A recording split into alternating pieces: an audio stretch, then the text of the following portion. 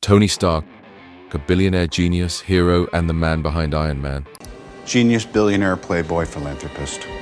We know him as one of Marvel's greatest heroes, but what if I told you there's an alternate universe where Stark becomes one of the most feared tyrants in existence?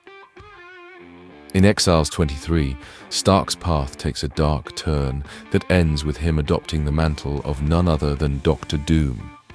We also made a video on the origin of the Batman Who Laughs. You can watch it after this video. Link is in the description. And like and subscribe and tell us in the comments about which superhero should we make our next video about.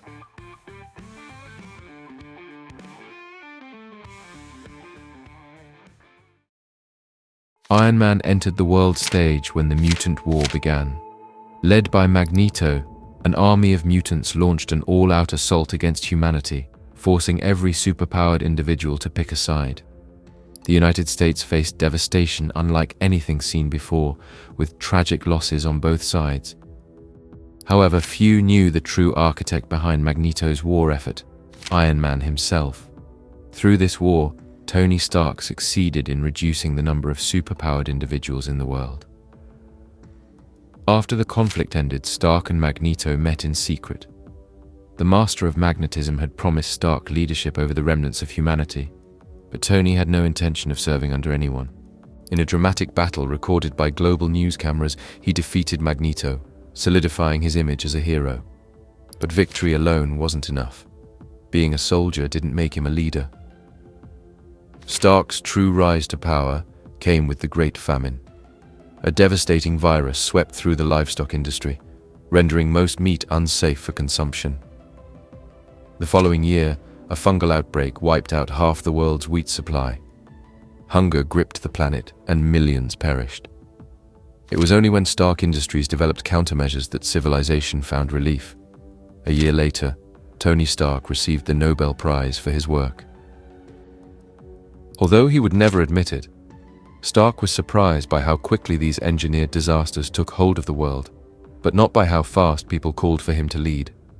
The hero, scientist, and now savior won the presidency with the largest margin in history.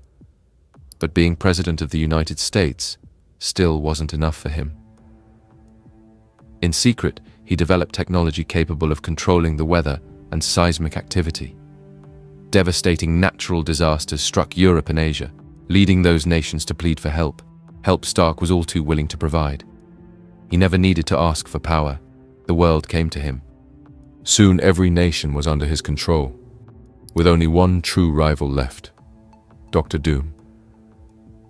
At first, they formed an alliance. Doom was to attack Washington, eliminating what remained of the US government, but he betrayed Stark, seeking more power for himself. Their battle was brutal, pushing the limits of their armors. In the end, Iron Man emerged victorious. As he left the battlefield, he took Doom's signature green cloak for himself. That was the day Tony Stark became the sovereign of Earth. Helmet off, Iron Man sits at his desk, listening to his advisors. Someone asks who wants to know about his latest activities. A staff member replies that the inquiry came from Roxanne Malvere of the National Review. Stark scoffs, mocking the publication. The question? When he would redesign his armor.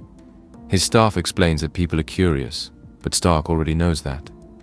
He orders them to issue a statement explaining that his current suit aids in his recovery from the battle with Dr. Doom, and the doctors recommend he keep it for at least 3 more years. When another staff member suggests carefully crafting the message, Stark interrupts. He wants the truth released, but he also wants the newspaper's editor removed. His staff hesitates, asking if he truly means that. Stark confirms. He's had enough of the accusations and criticism. Then, excusing himself, he leaves for a medical checkup. At the medical center, a doctor greets him and deactivates the hologram concealing his face. The illusion fades, revealing scarred, gray-green skin beneath. The doctor notes that the grafts are improving, but Stark is unconvinced, joking that it looks like he shaved with a blowtorch. The doctor corrects him. It looks like he survived a blast of radiation at close range. Annoyed, Stark asks why he keeps her around. Her simple answer: she's the best cosmetic surgeon in history and he wants his face restored. A staff member named Marcus enters, sees Stark's unmasked face, and quickly looks away. He apologizes, but Stark is already irritated, demanding to know why he interrupted. Marcus reports that the NAS combase in the Pacific has detected a possible energy signature. Stark's expression shifts. "Them?" he asks. Marcus nods. "Yes, sir. Them." Elsewhere, in a hidden underwater city, a green-skinned figure delivers troubling news to his leader. The only way to stabilize their infrastructure is to break the surface, but doing so will deactivate their cloaking field. Their enemies will detect them. He turns to Black Bolt and his wife, the Invisible Woman, formerly Susan Storm Richards. "Our days of hiding are over," he says.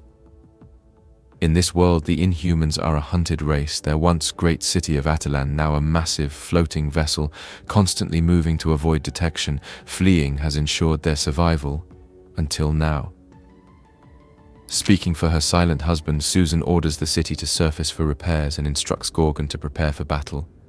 Gorgon questions if it's too soon, but one look from Black Bolt silences his doubts. As the royal family leaves, they discuss their dire situation. Karnak grimly states the truth. Stark is never satisfied. After conquering Earth, his ambitions will turn to the stars. To fight the Kree and Skrulls, he needs an army of enhanced beings. The Inhumans will be captured, their DNA studied and exploited for Stark's future war.